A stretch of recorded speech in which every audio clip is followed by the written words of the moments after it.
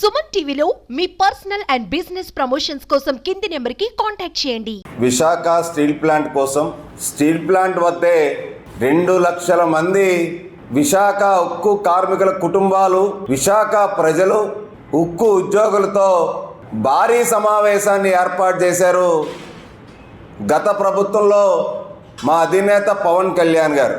అలాంటిది అదే సభలో విశాఖ స్టీల్ ప్లాంట్ కోసం తాను అండగా ఉంటానని చెప్పారు. ప్రైవేటీకరణ కాకుండా కాపాడుతానని చెప్పన్నారు. విశాఖ ఉక్కు పరిరక్షణ కోసం నేను పాటుపడతానని చెప్పి చిత్తశుద్ధితో ఏదైతే పవన్ కళ్యాణ్ గారు పోరాట పటిమ ఏదైతే ఉందో, గత ప్రభుత్వంలో కూడా అనేక పర్యాయాలు నరేంద్ర మోడీ గారి దగ్గరికి వెళ్ళటం, విశాఖ స్టీల్ ప్లాంట్ని ప్రైవేటీకరణ కాకుండా చూడాలి, ప్రత్యేకరణలు కేటాయించాలి, విశాఖ ఉక్కు ఆంధ్రుల హక్కు, తెలుగువారి మనోభావాలు దెబ్బతింటాయి, ఎంతోమంది ప్రాణత్యాగాలతో కూడుకుని ఏర్పడినటువంటి స్టీల్ ప్లాంటు ఖచ్చితంగా కాపాడి తీరాలని చెప్పి అప్పుడు పవన్ కళ్యాణ్ గారు చేసిన పోరాట ఫలితం ఈరోజు సత్ఫలితాలను ఇస్తూ ఉంది.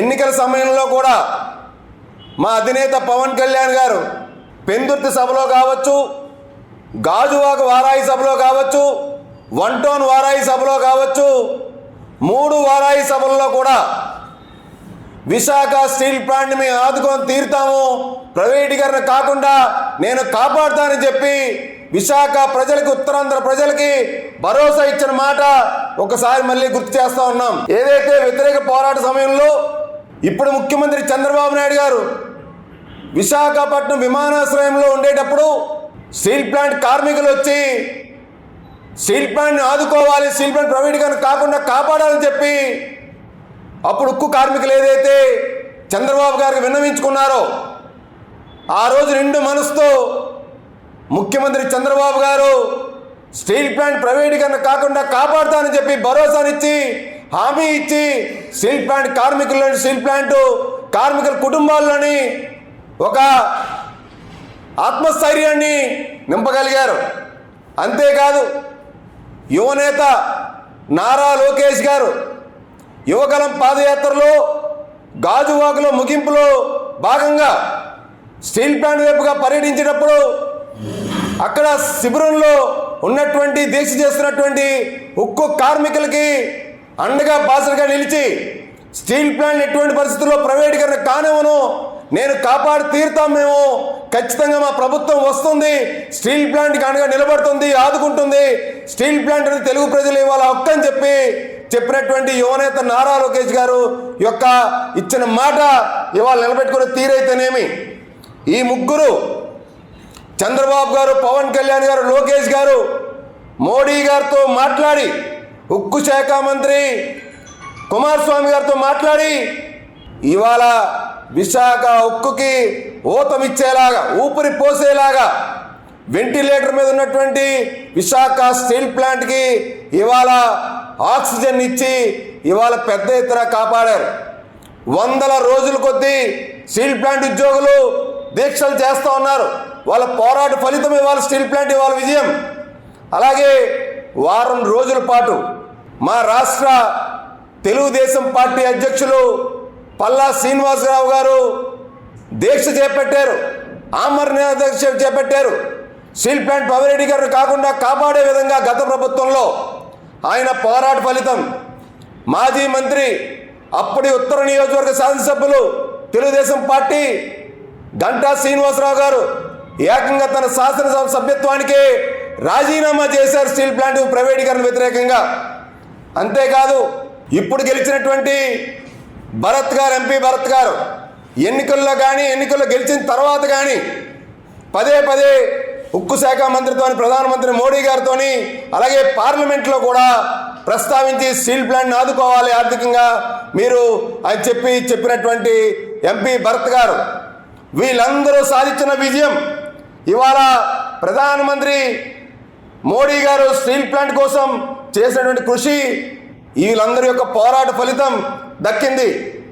నిన్న జరిగినటువంటి కేంద్ర కేబినెట్ సమావేశంలో స్టీల్ ప్లాంట్ కోసం ప్రత్యేక ప్యాకేజీని 11,440 కోట్ల రూపాయలు ప్యాకేజీని ప్రకటించడం అన్నది ఇవాళ రాష్ట్ర చరిత్రలోనే విశాఖ ఉక్కు ఆంధ్రుల హక్కును భావించేటువంటి సెంటిమెంట్గా భావించేటువంటి ఆంధ్ర ప్రజల మనోభావాలకి గౌరవం ఇవ్వటం ఇవాళ ప్యాకేజీ ప్రకటించడం.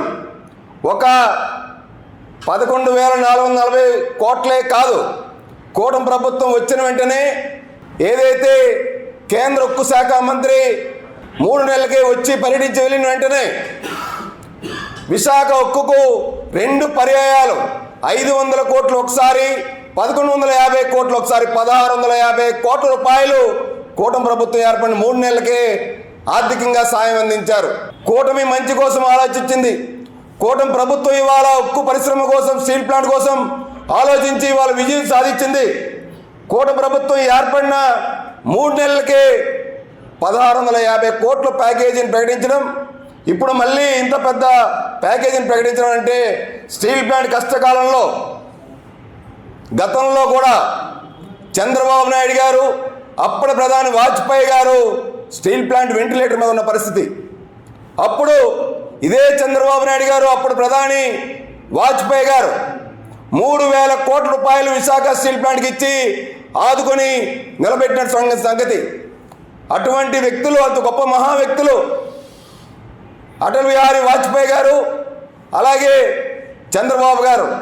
అలాంటిది ఇప్పుడు మళ్ళీ చంద్రబాబు గారు సీఎంగా, వాజ్పేయి గారు వారసుడు ఇవాళ నరేంద్ర మోడీ గారు ప్రధానమంత్రిగా స్టీల్ ప్లాంట్ని ఆదుకోవడం కోసం కూటమి ప్రభుత్వం వచ్చిన తర్వాత 11,440 కోట్ల రూపాయల ఆర్థిక ప్యాకేజీ ప్రకటించి, అంటే వాజ్పేయి గారి కన్నా 3 ఇంతలు ప్యాకేజీని అదనంగా ఇప్పుడు వాజ్పేయి వారసుడుగా మోడీ గారు ప్రకటించడం అంటే ఇది రాష్ట్ర ప్రజలు పూర్వజన సుకృతం, పవన్ కళ్యాణ్ గారి పోరాట ఫలితం, చంద్రబాబు నాయుడు గారి కృషి, యువనేత నారా లోకేష్ గారు చిత్తశుద్ధితో ప్రైవేటీకరణ కాకుండా నేను కాపాడుతానని చెప్పి నిలబెట్టుకుంటున్న మాట.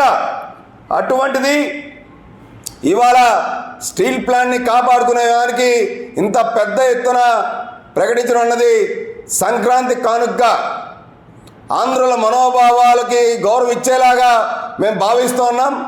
ముఖ్యంగా ఈ స్టీల్ ప్లాంట్ని అప్పుడు 3,000 కోట్లతో కాపాడినటువంటి వాజ్పేయి గారు, ఇప్పుడు వాజ్పేయి వారసుడుగా ఇప్పుడు వాజ్పేయి గారు 100వ జయంతి మహోత్సవాలు జరుగుతూ ఉన్నాయి. నేను ఒక్కటే కోరుతా ఉన్నాను, విశాఖ స్టీల్ ప్లాంట్కి విశాఖ వాజ్పేయి స్టీల్ ప్లాంట్గా పేరు నామకరణం చేయాలి.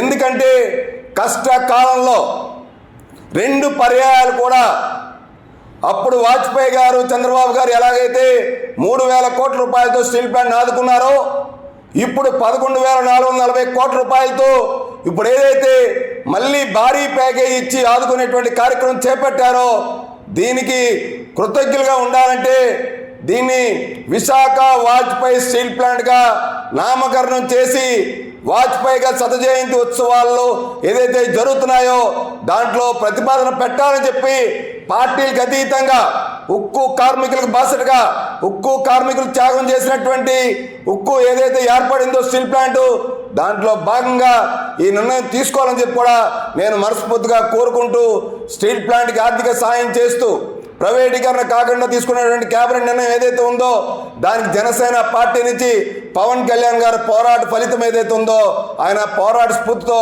మేమందరం కూడా ఎప్పుడూ రుణపడి ఉంటామని కూడా తెలియజేస్తూ ఉన్నాం.